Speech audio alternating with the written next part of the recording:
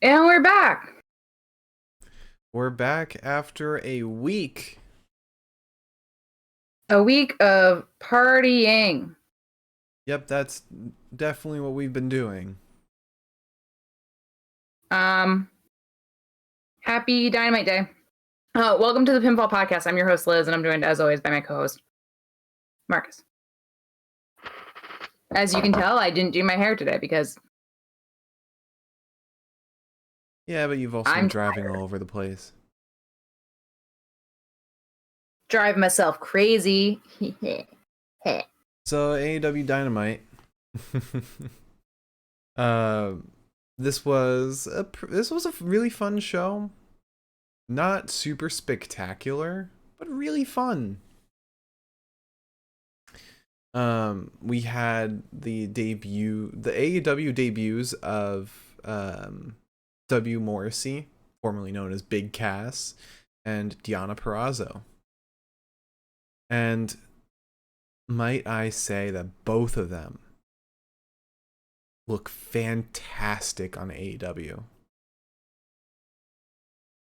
Like In Deonna. spite of Mm-hmm. being kind of not squashed, but like beaten, Yeah. defeated. Yeah. Morrissey played that crowd like nobody's business. And Deonna, she just looked like Deonna out there. She looked great. Yeah. Let's see. Do you think this is going to lead to anything bigger with AEW and Impact? With Forbidden Door coming up? No, Oh.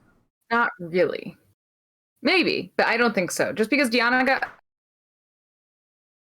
stepped on, kind of. I mean, Deonna might not be the only one. Like, say you're Scott D'Amore. Put on the glasses. Your height's probably his height. Put on the jacket. Um, and I'm Tony Khan. My hair's just got to get a little floofed Got up. to get a little crazier. Yeah. And I say to you, I want two of your guys. First of all, why would I even say that? Why would I say I want Morrissey? Deonna, I understand. Got to unify those belts. So I say I want Deonna Purrazzo on AEW, so I can take the Ring of Honor belt back. And you say why? Why should I do that? Well, I own Ring of Honor. All right, well, showcase another one of our guys on there. QW Morrissey. But then Tony Khan says, hey, we're going to make both of them lose. And then Scott says, whoa, I don't know about that. And Tony Khan could throw in, hypothetically, all right, you guys lose, we'll put some of your bigger guys, bigger metaphorically, on Forbidden Door. Maybe Moose, maybe Josh Alexander, maybe Tasha Steelz or Mickie James, although I don't know if Mickie James is still with Impact. Chelsea Green, Matt Cardona.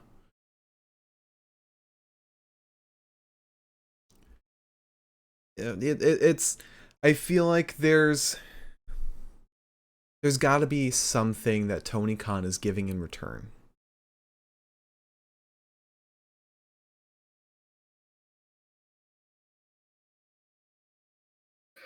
Or he's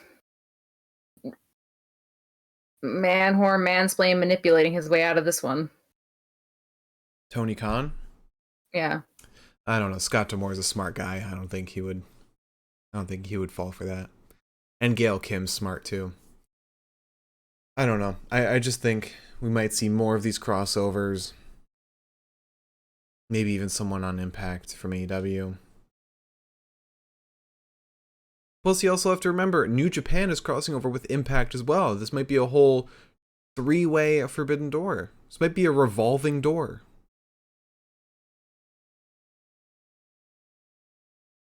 Jay White is on Impact right now, I believe. Yeah, he is. Still is. And he will be until at least Under Siege. Yeah, I think after Under Siege, he might be done. I have to imagine. Yeah. He just says I look like a prisoner in an old-timey movie. It's actually my favorite shirt. One of my favorites. I wonder if Juice comes back to America and starts feuding with Finlay, and then I have to cry every Thursday. Juice would also be someone good to bring over to AEW. Now, this also opens up. I think he'd be a good person because he can put over some AEW guys, but also be big enough to get a pop. But this opens up another question. The Owen Hart Cup. There is a Joker. And with Forbidden Door coming up, who do you think that Joker could be?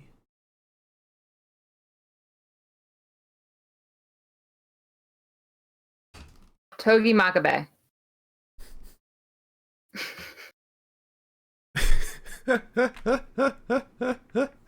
Okay. That's I'm thinking vote.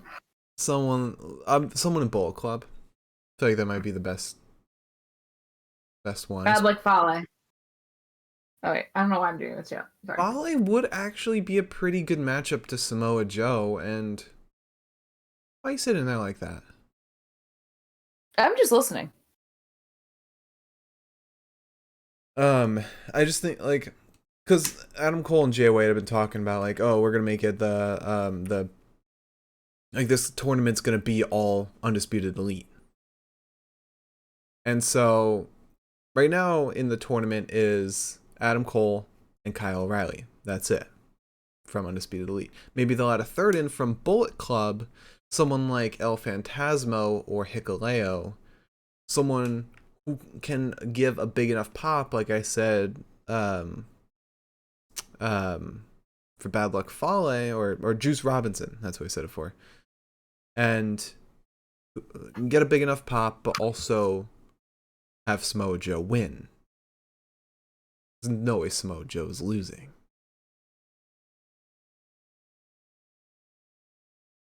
Yeah, I don't know how they're going to do that, though. Like, I don't know who would be a good matchup for Joe. Miriam said, what if the Joker is just Jay Lethal and Joker is just a way to describe us, the viewers? Could be. Oh, God. If it's Jay Lethal, it's going to suck. But I think they're going to tease this Forbidden Door so hard. Alright, so to talk about the actual episode a little further, we had Bobby Fish versus Jeff Hardy, own qualifier. We had Blackpool Combat Club versus AFO, a little squash match. Couple title matches announced. We'll have Jurassic Express versus Hobbs and Ricky Starks, and Ricky Starks versus Jungle Boy for the FTW belt. Wardlow versus W. Morrissey, which was a great match. Let's see. Adam Page with a little bit of heelness. Called Yeah, he like woke up on the wrong side of the fucking bed today or something. It was a nice bit of edge that it was definitely needed in his title reign, because he's been a bit too nice to everyone except Dark Order. Called Punk's and Dax Harwood's match masturbatory for Bret Hart. Dax Harwood had a very on fire tweet about it. So he's gonna kick Adam Page's ass. Or beat the shit out of Adam Page. We then had Santana versus Chris Jericho. Whole thing with the Varsity Blondes and House of Black that wasn't very good. Had us kind of laughing through the whole thing. Bless you.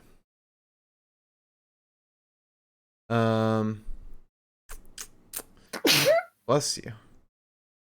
Ray Fenix versus Dante Martin in the Owen qualifier, which was the match that Gravity forgot. We got a match announced for Double or Nothing: Thunder Rosa versus Serena Deeb. That'll be a really good match. But would love a more like, not charismatic, but like, I guess a wrestler with a bigger personality than Serena Deeb. Serena Deeb bores me She's to like no end. Like she's got a boring look. She's a great wrestler. Fantastic wrestler. But I don't know. It makes sense with the rankings and all that shit, but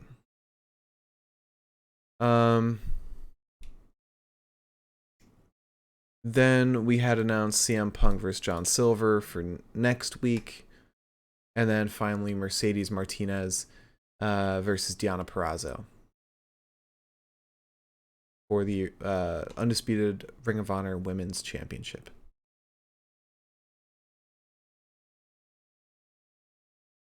It was a great match. Pretty long night. It really did feel like a long night. It was like 9:30, and I was like, oh my god, it's still have 30 minutes left in the show.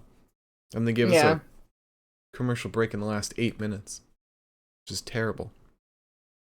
Yeah. All right, you want to talk about the news? Yeah. Got a lot of news, but I'll try to get through it as quick as possible. Bonk. And if anybody hears like a loud crash, that's just everything that was sitting on this chair prior to me sitting in the chair, falling off the bed, which it is threatening to do. So when that happens, I'm just going to look at the camera and count to 10 and take some deep breaths.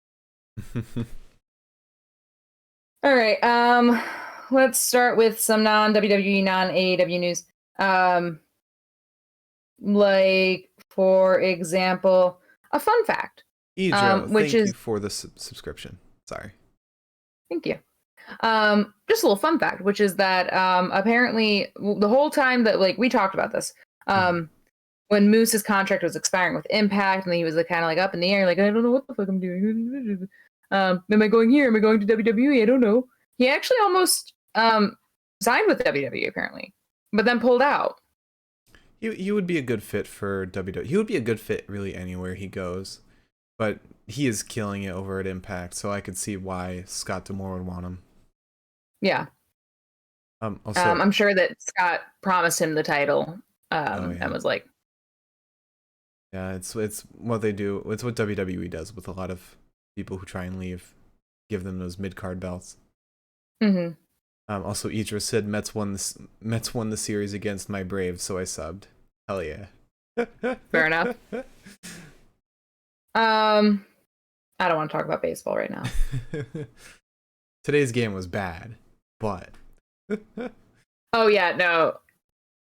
The game today for you guys was not so good. Mm-hmm. The Yankee game was like fine objectively, but when you get down to the nitty gritty,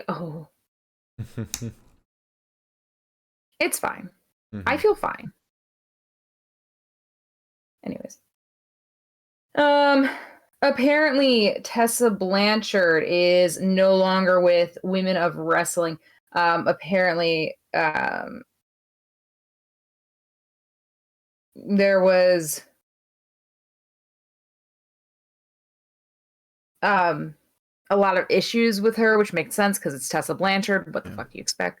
A lot of her continuing to be toxic and not calming down. Yeah. Apparently she deactivated her social media as well. The thing that's like the weirdest thing about this is women WOW was like, they made a huge concerted effort to bring Tessa back, because they even had her had a whole thing with Rosa Negra, the wrestler that Tessa Blanchard, I think she like spat on her or something, or spat about her and called her the N-word. That's where that whole thing stemmed. And even that didn't work. Yeah. Apparently there's an allegation that in a class in a couple like weeks ago, Blanchard cut a promo on Americana, also known as Samantha Sage, where Blanchard apparently like walked all over Americana, and a lot of like the trainees were like, it's a bit much. And then it was a source apparently said that Selena Majors was brought back in the place of Tessa. So that's the shortest lived like created promotion.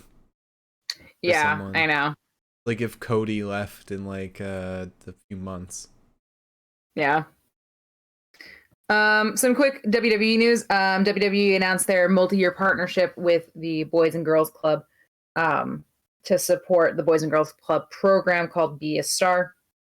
I don't know how many years. But yeah, they released a little statement on it today. Apparently, it's like one of those things that John Cena is like really involved in, or was really involved in, along with like people like Montez Ford and Bianca Belair, and to celebrate this new or renewed contract, several WWE superstars went to the Union League Boys and Girls Club in Chicago. So that's a lovely little piece of news. Also, WWE apparently wants to bring Stand and Deliver to the UK. Oh, okay. Yeah, so apparently the show in Cardiff that's going to happen with the main roster, that's going to be, I think, in September. But apparently, in lieu of this, NXT is looking to bring Stand and Deliver over to the UK. And they kind of want to do it around the same time as the Cardiff show, which makes sense. But also Stand and Deliver kind of was always sort of like a July 4th vibe, I thought. No. No? You're thinking I'm thinking Great American Bash. Yeah. Dumbass. But anyways, so they want to bring Stand and Deliver over. That'll be sick. Apparently, they're discussing it. They want it for Clash at the Castle, which is apparently the name for the UK show. But it's also looking like Nashville might be more likely, so they might be doing it around SummerSlam instead. And isn't Stand and Deliver like WrestleMania? That's weird. It's normally their WrestleMania partner. Like, yeah, I don't know. The name was like intended to be like, it's time for NXT to stand and show what everyone's capable of. Does anyone know what's going on over at NXT? No, I hope Triple H comes back and is working again with NXT. Well, I know he's not right now. Because Shawn Michaels is currently in charge still. I don't know, that Spring Break-In was actually, I thought it was a lot of fun. I thought that was a great show. How? How are my AirPods about to die? Oh. I'm like, they've been sitting in the charging case for a week now. Maybe the charging case is dead. Fucking probably is. Give me 1 second. Let me just change these out. My headphones are like right here. Okay. While I do that though, my headphones aren't right here. Mother. Everyone thought you were yelling at me when you were saying how.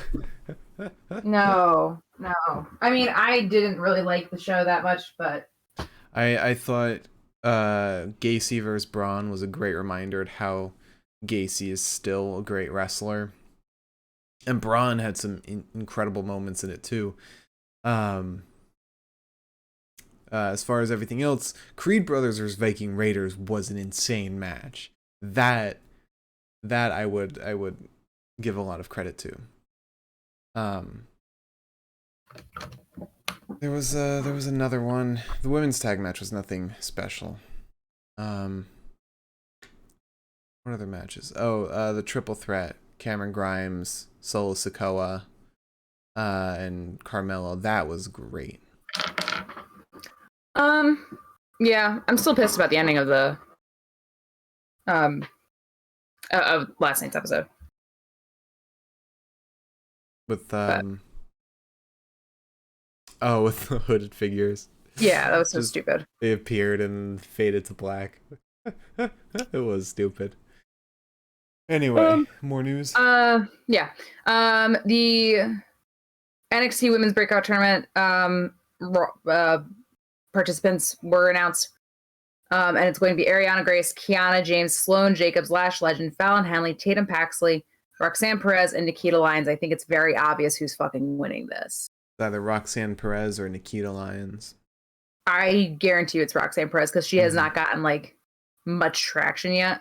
She's very obviously. Yeah, she was already thrown in with Toxic Attraction, so. Yeah. But it will be very interesting to see what Ariana Grace can do. Yeah. Considering she's Santino Marella's daughter. Yeah. I'm looking forward to seeing what is going to happen. Yeah. As a little segue, AEW star guy who's there sometimes and isn't there a lot of the time, Colt Cabana, is going to be in the Young Rock, apparently, as the Brooklyn Brawler. I think he already was. He was in it last night's episode, I believe. Which, good for him. Yeah. Also, there is confirmation that Stu Grayson is no longer with AEW. They could not come to an agreement on their contract. So sad news. Hopefully we see him in other things relatively soon. Yeah. I mentioned this to you earlier, but I would love to see him in a Japanese promotion, especially with how Noah is opening up to more foreign talents. It would be great if they picked up Stu Grayson too. Definitely.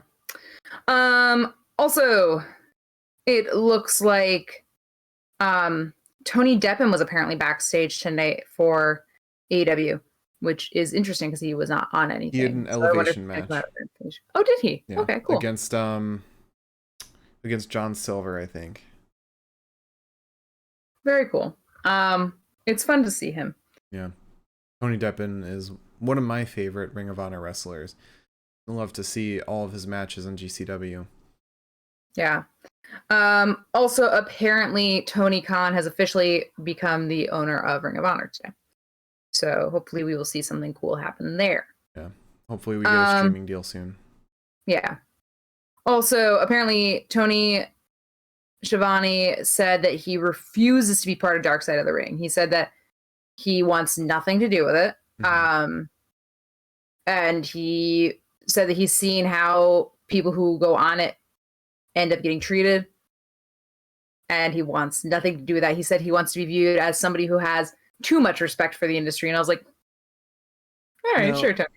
I read what he said. He also added that it has to do with how Dark Side of the Ring edits their episodes and how they swing storylines, which is what a TV show was supposed to do.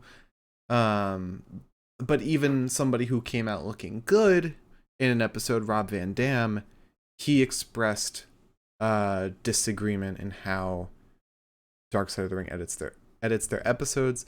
But at the same time, the people that look bad are the people that said dumb shit in the first place. Yeah. Without the context of the episode even in play, Ric Flair still looks like a piece of shit. Tommy Dreamer still looks like a piece of shit outside of the episode. It's like, yes, the episode is edited to craft storylines.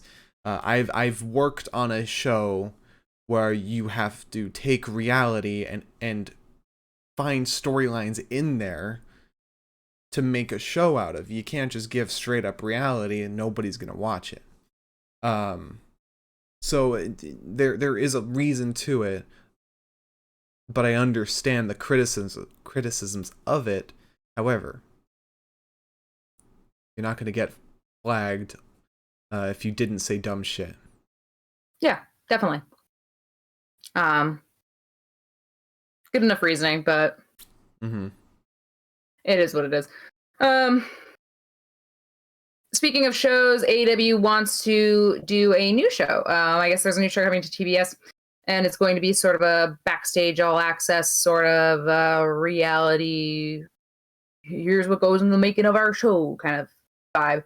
Yeah. And they're trying to get people to help name it. So yeah, I think they sent out like emails asking for naming options. I'm very excited for this. If it's like a backstage all like you said all access kind of thing, where they unveil the curtain a little bit, still have some people in character to a certain extent, but yeah, like how Roads to the Top kind of raised that curtain. I think that's what they're going for. Really, at the end of the day, is just a replacement for that. Yeah, that's a very good point. Also some AEW news. They listed some people who are going to be included in the AEW roster. It's still very sparse, and obviously a lot of people are going to be omitted. They said, I think the roster is is going to be pretty big, but right now it's not that many people. As of today, there is Kenny Omega, Chris Jericho, Hikaru Shida, Darby Allin, Jungle Boy, Owen Hart, according to Body Slam. And then according to Fightful Select, Sting, CM Punk, Danielson, Adam Cole, Ruby Soho. And then there's Chris Statlander and Nyla Rose. They were showcased in the All Elite Arcade or AEW Arcade. Yeah. This is not the complete roster, but... they said Idro asked the complete roster for what? For AEW Fight Forever. Yeah, their video game. They said, I think it was Sean Ross Sapp who said that the roster will be 50 playable wrestlers, which isn't a lot.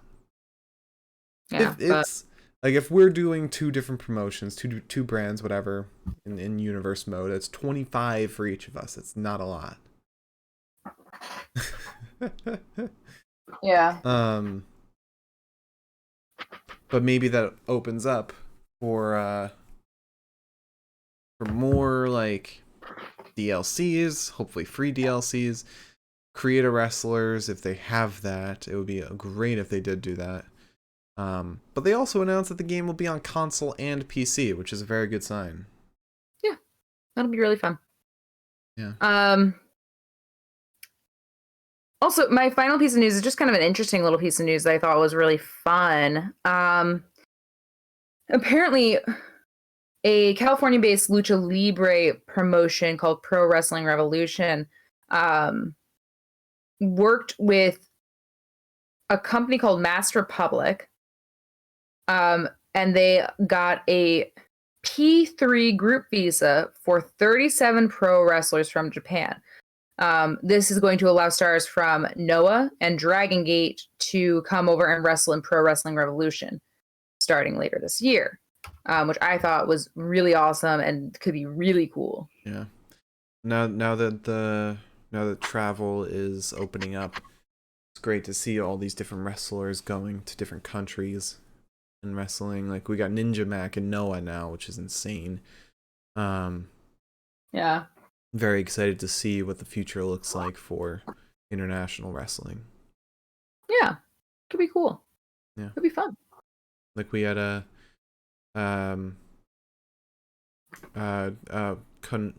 Konosuke Takeshita on AEW. Yeah. We're gonna get him, I think, on Rampage this week. Yeah, I think so. Yeah. All right. So let's get into today's episode. We started off immediately with the Owen Hart tournament qualifier. Bobby Fish versus Jeff Hardy, the world's oldest match.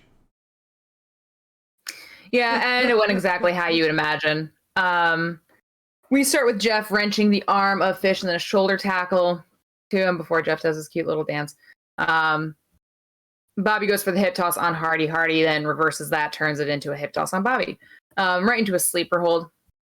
We then have a dragon screw to Jeff and a sliding lariat, but the pin provides absolutely nothing. Then we get a really bad snapmare that was very clunky for a very basic move.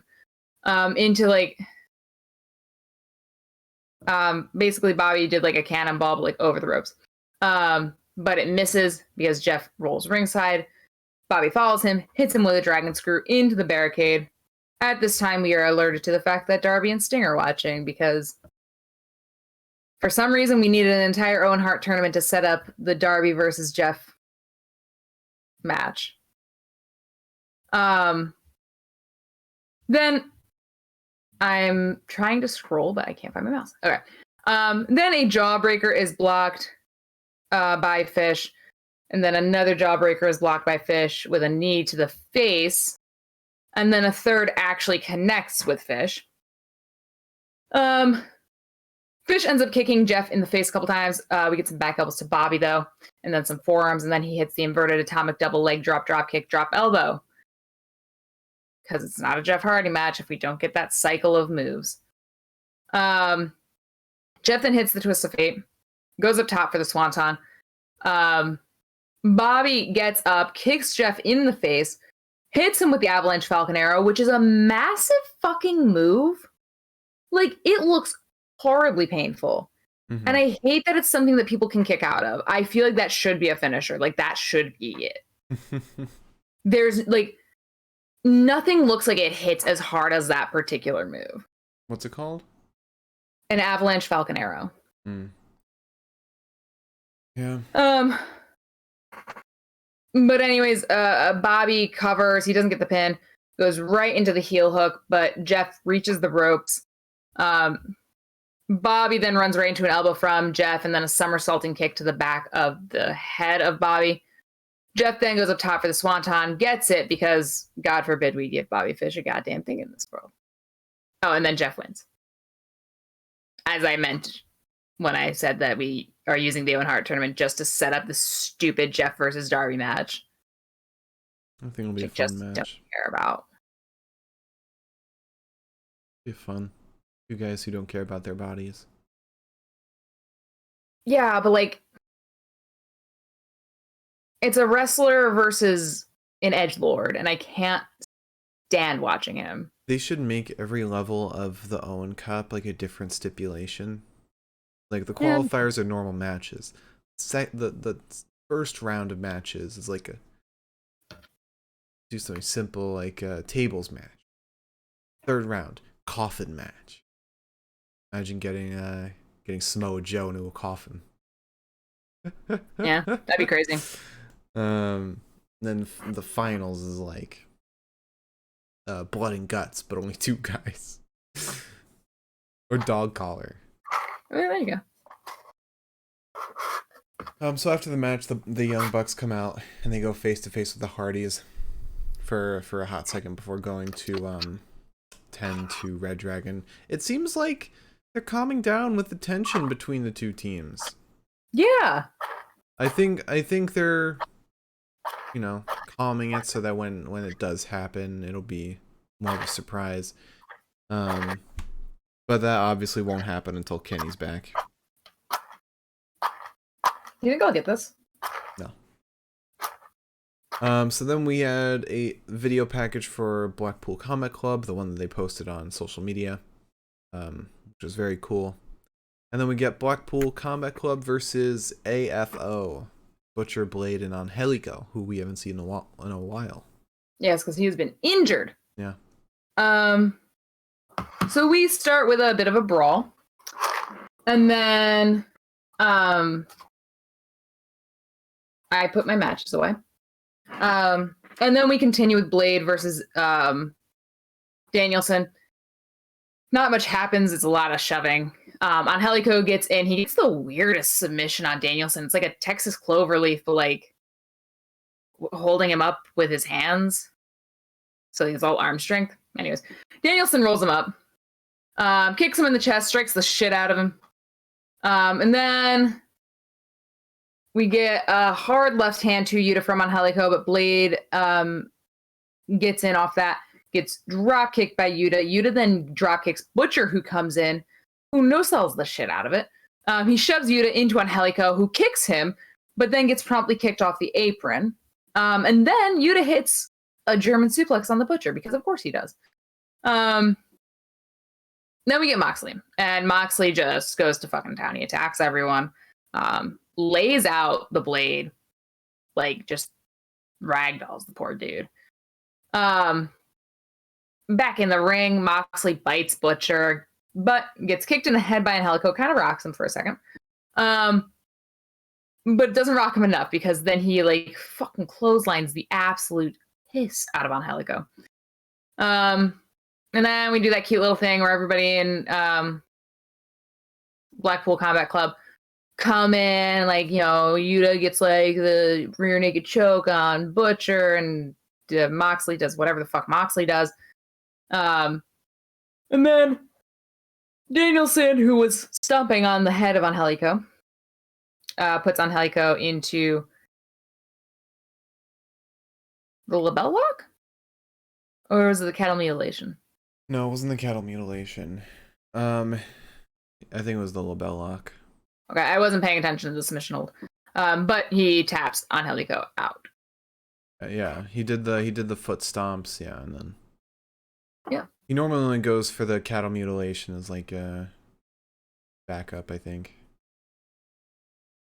Like I said, I wasn't paying attention to the actual move itself. I was just paying attention to there were also 3 separate moves happening at the same time from Mox, Yuta, and Danielson. Yeah. So then we get Hobbs and Ricky Starks in an interview. Ricky says, "Look at me and Hobbs. We're not scared." Jurassic Express walk in, and Jungle Boy says, "I thought about what you suggested. A tag team title match. Sounds like fun to me. Then I thought more.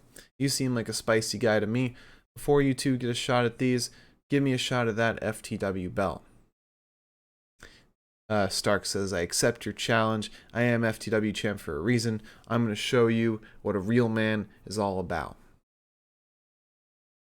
And then we get Keith and Swerve. Keith Lee and Swerve. Swerve says, "They're top 5 tag teams, but you have unfinished business with us."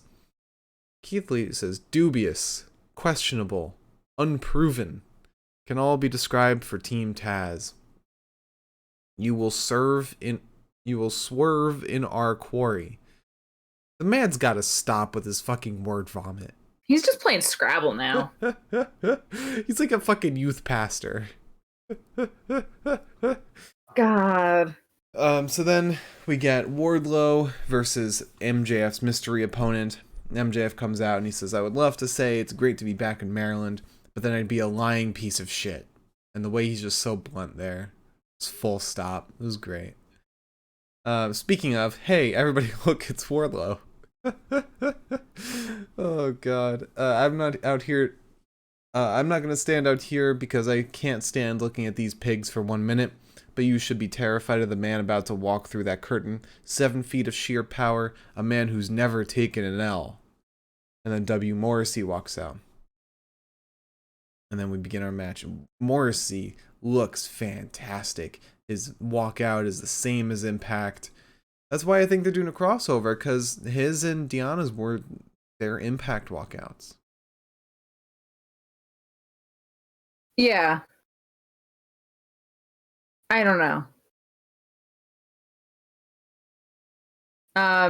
But William Morrissey.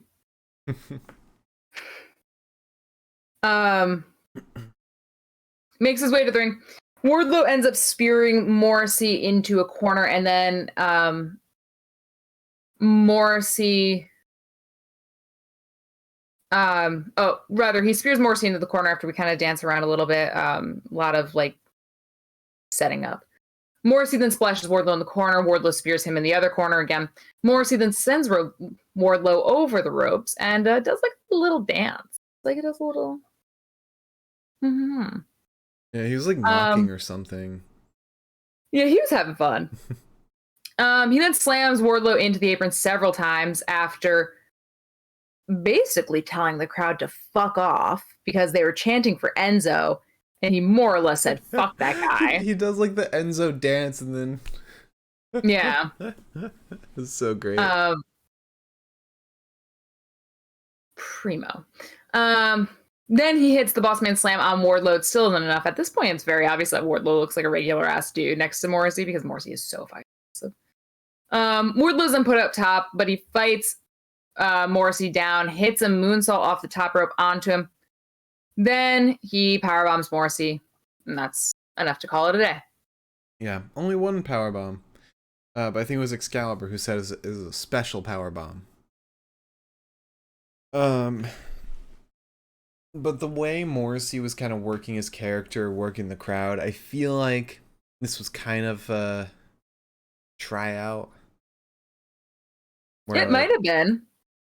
He wanted to prove that he didn't need Enzo after most of his career with Enzo.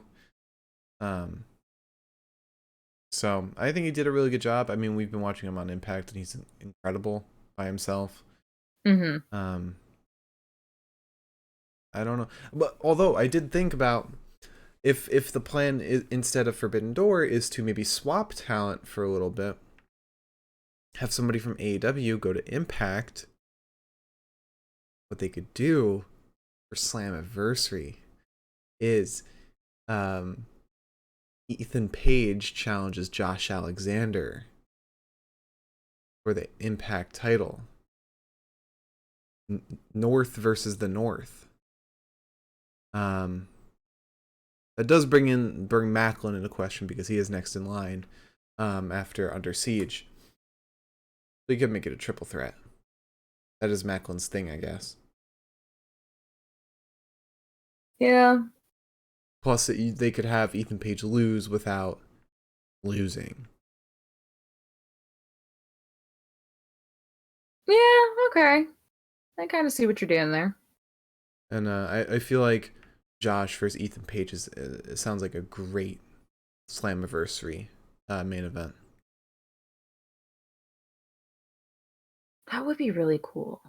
Yeah. Yeah. So then security starts coming out and Wardlow fights all of them off. Like that is a ton of security. He even throws one guy into another guy. He says, I'm not going to stop until I get my hands on you, MJF, and you release me from my contract. MJF says, settle down. You want to get your hands on me and a release, right? How would you feel if me and you had a little match? And if you win, I'll let you out of your contract. You people want to see me and Wardlow? Hey Wardlow, you're on, but I got a couple conditions. And I will give you those conditions in a contract signing. I can assure you that won't happen at a dump like this. That contract signing will be happening in the most magical place on Earth, known as Long Island, New York. What do you think the stipulation's going to be?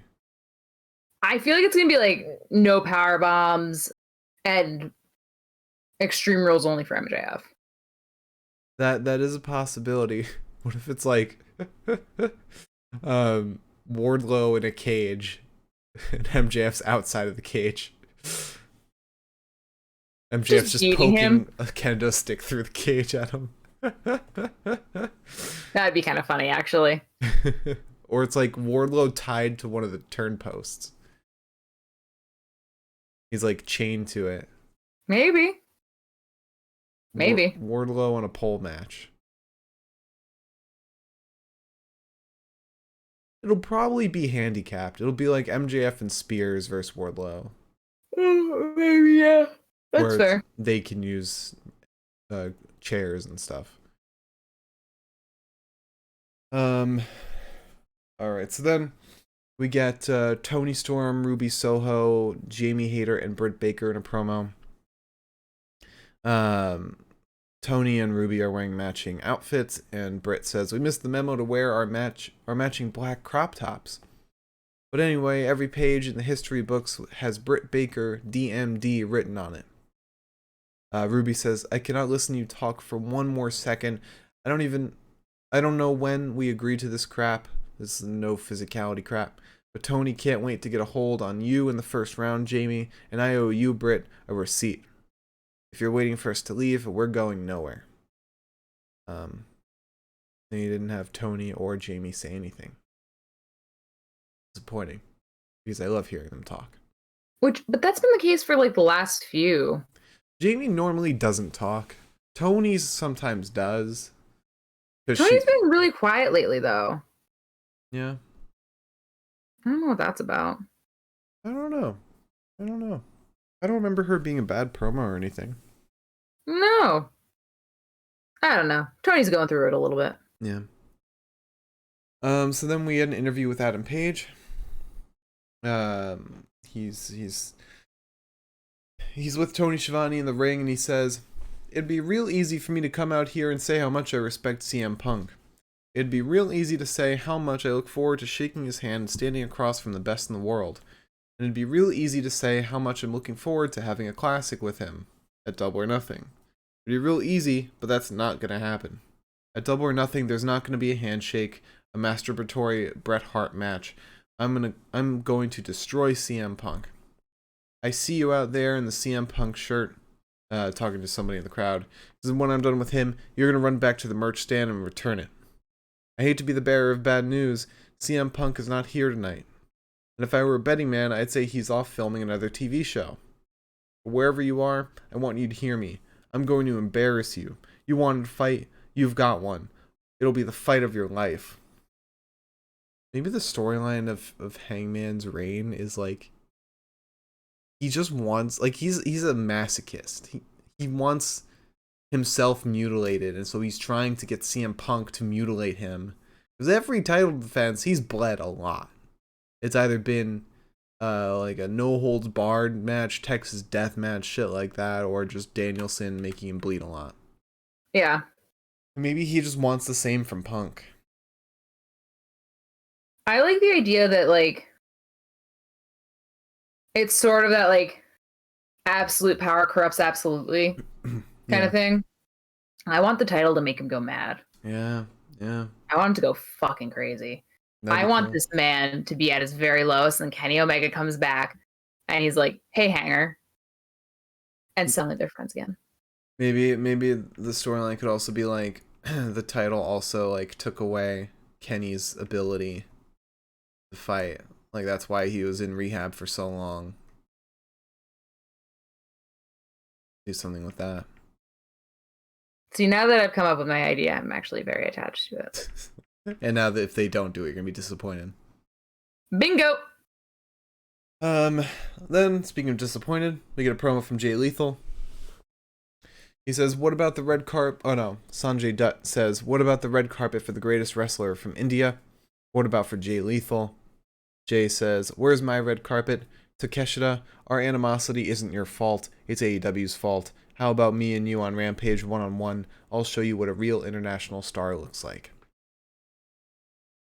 Then we had Santana versus Chris Jericho in a grudge match. Yes. So Santana starts off by not allowing the Wizard. Yeah, they announced him as the Wizard. He doesn't allow the Wizard, Chris Jericho, to finish his walkout. Instead, he flies out onto him, chops him a little bit, throws him around a little bit, gets him back in the ring. We hit the bell. As the bell gets hit, Matt Menard grabs the boot of Santana, who gets distracted by that.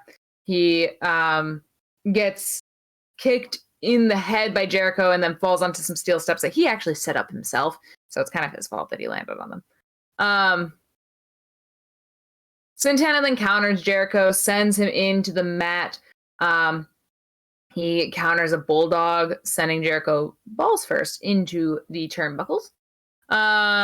He lariats Jericho, and then we get the three amigos. Jericho puts Santana in the walls of Jericho, but Santana reaches the ropes, chops Jericho some more. We then get like a cutter to Jericho. I think his name, Jeff Parker. I don't remember. He's Angelo Parker. Sure. Angelo Parker wants to hit Santana with a bat, but Ortiz stops him, hits him, or stops him. We get a discus lariat to Jericho from Santana, and then a cannonball onto him. He wants like a power bomb. Excalibur was like, I don't know what he's going for. Meanwhile, he's got Jericho's head between his legs and has him like in the position. I was like, Excalibur, I know exactly what he's doing, and you should too. But Matt Menard distracts. Ortiz then helps and pulls Menard off the apron, but it's not in enough time to save Santana from the low blow from Jericho. And then once the ref, Aubrey, turns around, Jericho hits Santana with the Judas effect to win. Yada, yada, yada. Do you think, what do you think the goal is with this whole rebranding? Because you got the wizard Chris Jericho with his fireballs. You got Daddy Magic, Matt Lee. I hope that they're all just like, in Arrested Development? Yeah. How Job has his like, council of magicians that like he gets like barred from because he like talked about how to do a trick. I hope it's like that. I hope it's like a council of magicians, like shitty magicians though. Daniel Garcia is gonna come out in like a Fantasia robe. Yeah. Oh god. Oh, I'm excited to see what developments happen next week. Yeah. So then we get promo from Samoa Joe. He says, Jay Lethal, you're out here making challenges, but challenges are the territory of brave men. Are you a brave man? This Friday, I'm coming for you. We then get the Gun Club and the Acclaimed. Somebody in Gun Club says, Gun Club have arrived. We talked to Pa, and we got you gifts. Continue this. I'll talk about it later. Okay. They open the gifts and reveal scissors. And Anthony Bowen says, this is the key to our heart. And Billy Gunn raises some fingers and says, stick it in here, boys. So then, did you want to say your thought, or do you want me to continue? Yeah, I just saw somebody mention something that I think might be very smart. What if the Joker's Miro? Because Miro versus Samoa Joe, meaty men slapping meat. We know Tony Khan loves it. That would be a really, really good match. But who wins?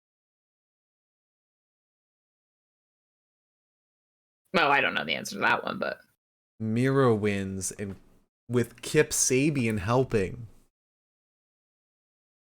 Because Kip Sabian's been in the crowd the whole time. You can even have him keep the paper bag on. He just runs out, fucks the, I don't know, sprays Samoa Joe with something, and then Miro wins. I know you've suggested that it's Cesaro. I am less likely to think it's Cesaro. I think it's going to be like Hikuleo. Okay. Tease that New Japan crossover. Okay. Well, when the time comes, maybe we can take bets. Mm-hmm. Speaking of making bets, let me just say this now. Tomorrow, during our Impact Post show, we'll be doing our predictions for Backlash. WrestleMania Backlash. Yeah. Yeah? Yeah. Okay. That's all I had to say. So then we had Varsity Blondes in the ring. Brian Pillman Jr. says, ladies and gentlemen, I stand here before you, humbled by my experiences, not here, right here in AEW, humbled by our encounter with the House of Black many months ago, the encounter that led to the poisoning of the mind of Julia Hart. Julia's standing there all emo, just like standing perfectly still, not moving, just like tired of Varsity Blonde's shit. The most humbling experience of all is watching everything get torn apart little by little. That brings me to a quote from the best friend of my late father, John Horval, and he's at ringside, like in the crowd. You always told me, attack each day with an enthusiasm unknown to mankind. I'd be lying if I said I didn't lose sight of that quote. I got comfortable, complacent. We lost our enthusiasm. That's when they crept in and drove us apart. I'm here to tell you today is a new day, and I'm feeling real goddamn enthusiastic. He screamed that because he could tell the crowd was getting bored. Yes. about protecting the one thing that made us whole. Ladies and gentlemen, Varsity Blondes, House of Black, here in Baltimore. Let's fight. House of Black then makes their entrance. They surround the Varsity Blondes with Julia still in the corner. And a whole brawl ensues. Malachi approaches Julia. Excuse me. Buddy escorts Julia over to Griff Garrison, who's lying down on the mat. Brody then hands a chair to Julia. But Julia refuses and throws it away. Malachi then forcibly rips the eye patch off of Julia. But then Death Triangle come out for the save. And you could tell huge disparity in experience from Varsity Blondes being in the ring and making their promo, making their case, and then House of Black coming in. You could see the difference in like performance levels and intensity. Yeah, but I mean, it also requires different, like they have different levels of intensity, just right based on gimmick. Yeah. But this is very much Riverdale. Yeah. So yeah, Death Triangle comes out to make the save. And then we go backstage to Jade, Cargill, and the baddies. Still don't understand why Red Velvet is one of the baddies. She was just a face. Yeah. So Jade says... It's a little confusing. So Mark Sterling's talking about how Red Velvet qualified for the Owen Hart Cup. And Red Velvet says, not only did I qualify, I'm going to win the whole damn thing. Jade says, that'd make 2 champs in the baddie section. Let's keep the celebration going. And we go back to the ring. Ray Fenix versus Dante Martin. And Julia's still in the ring. And Fenix is just kind of standing there like... She's like still just like standing against the ropes, covering her eye.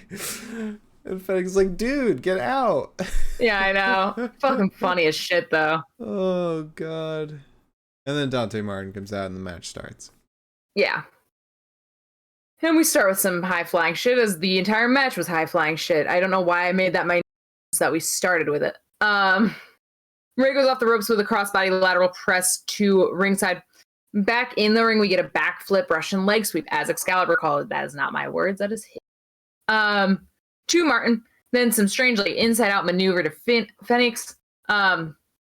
We get a crossbody to Fenix, and then some sort of like suplex. I don't know. Fenix basically took Martin and like threw him overhead, but like held onto him like a suplex would go.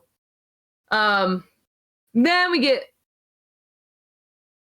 a Hurricane Rana to Fenix and a Commandery to Martin.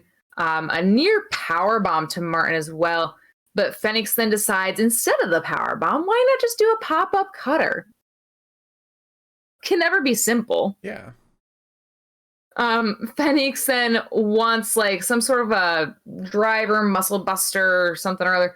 But Martin rolls him up, hits him with a super kick that like definitely, it was a leg slap and a half. Martin then goes up top. Fenix goes up and meets him up there. We get some failed flippy shit. Then Fenix ends up on the ground. Martin hits him with a very successful Poison Rana. Frighteningly successful Poison Rana. Martin then goes up top for the nosedive, but Fenix gets up too quickly. He gets Martin down, goes off the ropes right into like a crossbody, but Martin catches him. Fenix then maneuvers away from that, hits Martin with some funky little driver to win. Yes, and Ray Fenix will be fighting Kyle O'Reilly. A very large difference in styles. Yeah, that'll be interesting. Yeah. Then we get a promo from Darby Allin. He said it's going to be a special night. Jeff Hardy versus Darby Allin, Owen Cup. Sting says, Jeff, I know you're gonna pull out all the stops, and it is gonna be a special night. God, Sting in AEW is something special. Like that's Yeah, like that promo was not all there. no, but just Sting in AEW in general. It's like we are so lucky to see that. Yeah, no, absolutely. There's no doubt in my mind about that. So then Thunder Rosa comes out, and she says everyone has a story to tell. Mine is full of good guys and bad guys, successes and failures. Tonight I stand in front of you as AEW Women's World Champion. I fought hard to fight and defend this against Nyla Rose in Texas. When I first came here, I had no expectations. Little did I know, I became a bloodline and backbone for this division. Bloodline?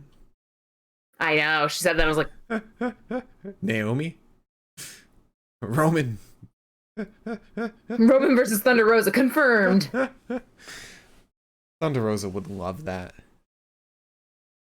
I carried a heavy weight for a hard time. I was able to help and elevate the women's division. Today I can tell you I am La Mera Mera of this division. I am the top competitor and one of the best. I just want to fight the best.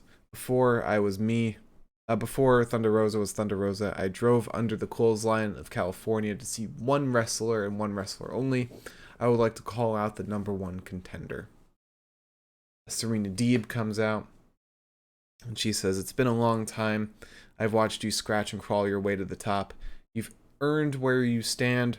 I truly believe we can make this the best women's division in the world, but in order for that to happen, the best women's wrestler in the world needs to be champion. Thunder Rosa says, don't you see I am the best wrestler in the world today? Deeb says, sure, you're the champion. That suggests you're the best. Let's be real, I'm in a class all my own. It's about time that I have the championship to show that. Thunder Rosa says, do you want to place a bet on this? Deeb says, I'll place a bet that you'll have the shortest women's title reign in AEW history. At Double or Nothing, I'm taking that title. I'll see you in Vegas. Funny when Thunder Rosa said, you want to put a bet on it. It's like, isn't the whole thing like you're betting the title on the match? Yeah, I was like, that is the bet. That's always the bet. I don't know why I find it so funny. It's like, did you think you guys were just going to fight for nothing?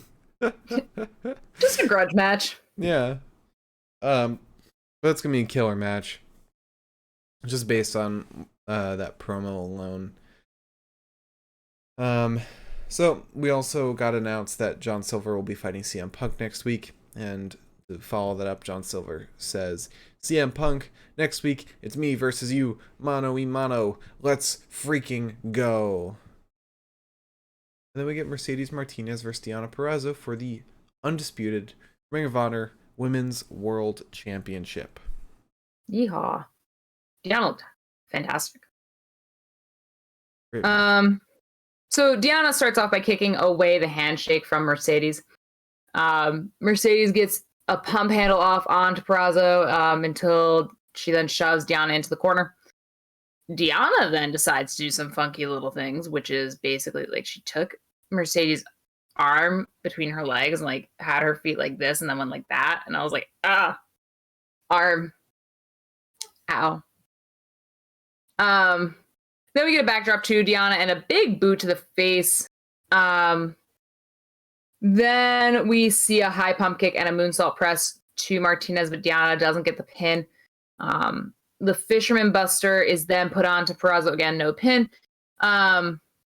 Then we get a weird inside out sort of thing to Martinez. Deonna goes up top. Martinez grabs her, hits her with the fireman's carry takeover, and then curb stomps her.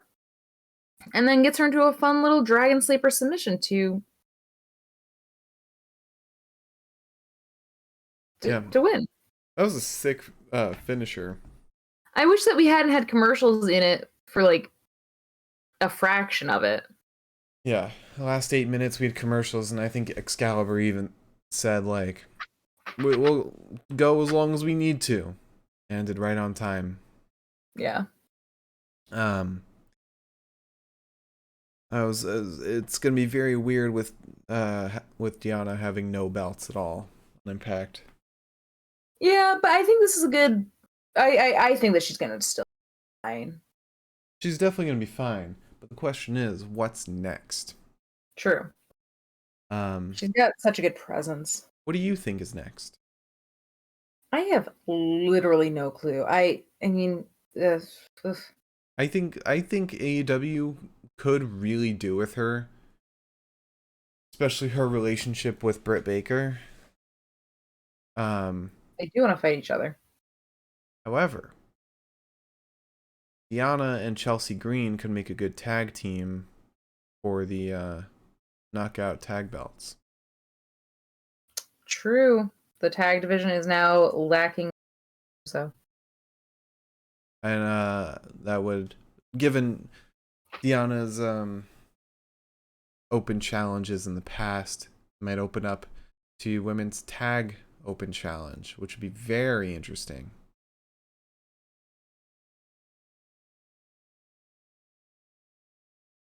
Although I don't think they'll be the next ones. It looks like the next winners are Lady Frost and Giselle Shaw.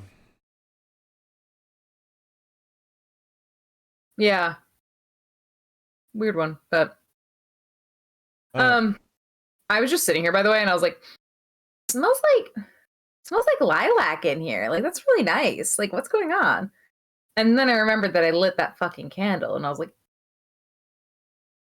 Oh boy. Yeah. I'm tired. Alright, so we're gonna talk about bests of the night. Yeah. I've been up for about 19 hours now. That's just bananas. Alright, so to remind everyone, if you have a question for our Q&A after the best of the night, leave a comment. Let us know in the chat. Leave a question in the chat, and we will answer it after the bests of the night. If you make it an easy question, so my brain doesn't have to work too hard. If you're watching on YouTube, please leave a comment, and we'll get to it in the next one. If you're listening on Spotify, join us at twitch.tv/The Pinfall Podcast to chat with us live. The questions can be anything, wrestling, non-wrestling, anything at all. All right, so we'll talk about promo of the night. See. I'm very tempted to give it a Varsity Blondes just because of how much I laughed. That was the most actually very fair. Not the intended outcome, but I laughed hard. No, that's fair. Also, Malachi Black screaming at what is essentially a child. I don't even know if she's graduated high school. She's 20. I'm sure she's graduated 20? High school. Yeah. Oh, sorry. When she started, she was still like 18, I think. Yeah.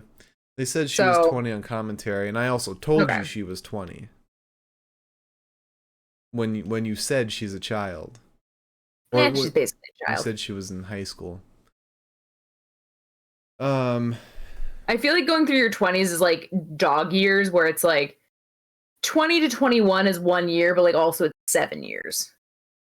Yeah. All right, so I also very much enjoyed Thunder Rosa's promo. I think this is being set up a lot better than her versus Nyla Rose was.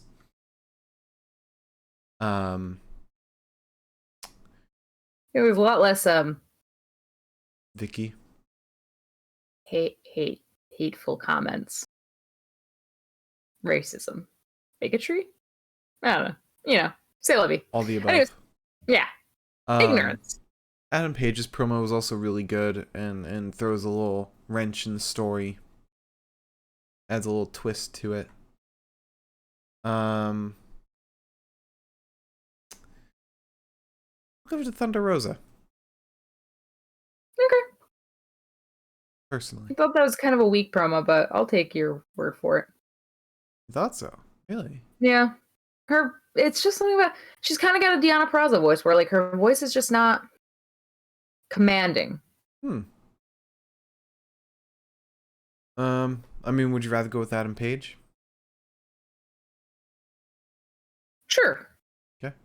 Adam Page. Just because she comes out and sometimes she just doesn't sound so sure of like what she's doing out there. Okay. All right.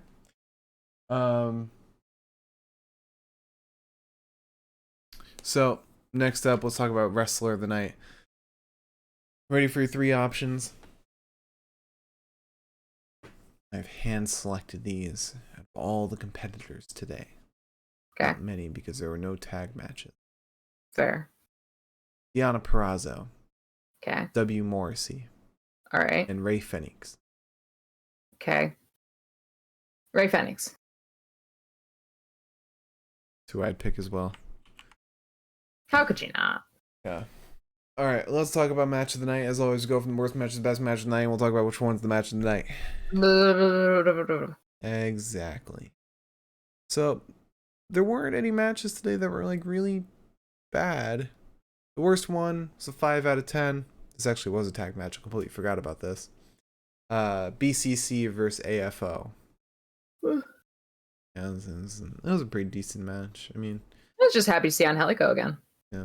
Angelico's, that submission he did immediately was insane. It was fucking weird. I liked it. I think Excalibur says that Angelico is the master of Mexican submission. Mexican lucha submission, something like that. Okay. Well, also, Regal said that he trained in the British style of wrestling. So. Okay. Well-rounded boy. Yeah. Next up, 6 out of 10, Santana versus Chris Jericho. This is a decent enough match. I want more magic, though. Give us more fireballs. Instead of low blows, we should get fireballs. That'd be sick. I mean, fucking Scarlett and Keith Lee were able to do it in front of a crowd. Albeit a small one. But Chris Jericho can do it. Yeah, why not? Chris Jericho can ask Aubrey to blade his head in the middle of a crowd, so. Sure. Next up, 6 out of 10, Bobby Fish versus Jeff Hardy. That was a fun match. Wasn't anything exceptional. Yeah, it was pretty fun. Next up, 7 out of 10. The last 3 are kind of tied, but so there's room for argument if you don't agree. Okay. 7 out of 10. Mercedes Martinez versus Deonna Purrazzo. I thought this was a great match, but there was the commercial break did not help this at all. One bit. Yeah. If we were to get this match without commercial break, much better. It would be a lot better. But Deonna still looked fantastic. Mercedes looked great too. I'm also just not a fan of the outcome. Had Deonna won, this might have been a little higher, honestly. Yeah, it's fair. Next up, 7 out of 10, Ray Fenix versus Dante Martin. Now, this is controversial with what is the match of the night, in my opinion. But I thought Fenix versus Dante was a great match. A lot of flippy shit, a lot of cool shit, a lot of counters. Love the match with a lot of counters. And now, match I thought was match of the night, 7 out of 10, Wardlow versus W. Morrissey. I see your face. I thought this was a ton of fun. I thought fucking Wardlow's moonsault was incredible. Morrissey showing us some athletic shit that he doesn't show off in Impact much. Plus Morrissey working the crowd. Wardlow only needing 1 power bomb against Morrissey, showing that he is growing in power. And also just like, it was just fun. There's so much fun involved in this match. Everyone was just having a good time.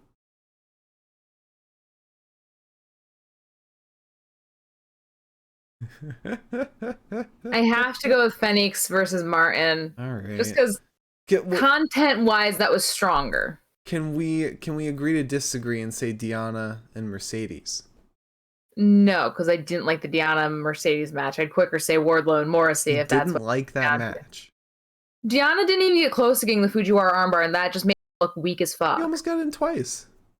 Did she? Yeah. Well, definitely wasn't enough for me to notice because I didn't fucking put that in my notes at all.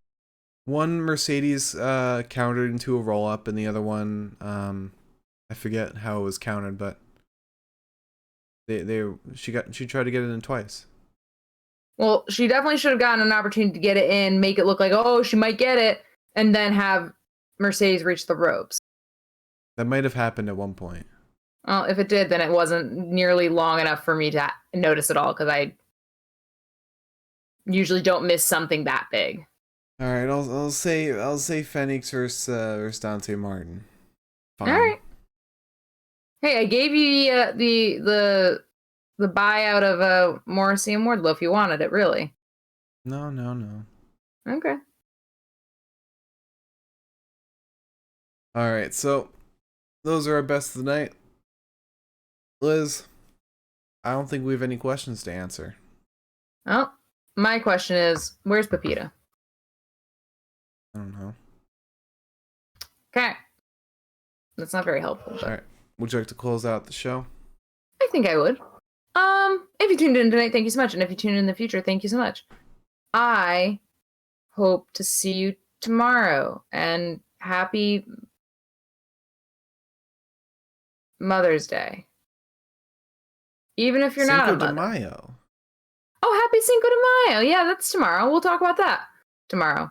We're just going to talk about Cinco de Mayo tomorrow. Yeah, we're not talking about wrestling. We'll come live to you with some fresh cervezas. Fresh beer. Yep. Right off the vine. I'm really fucking tired. I'll close out for you. Thank you all for watching. Follow and subscribe.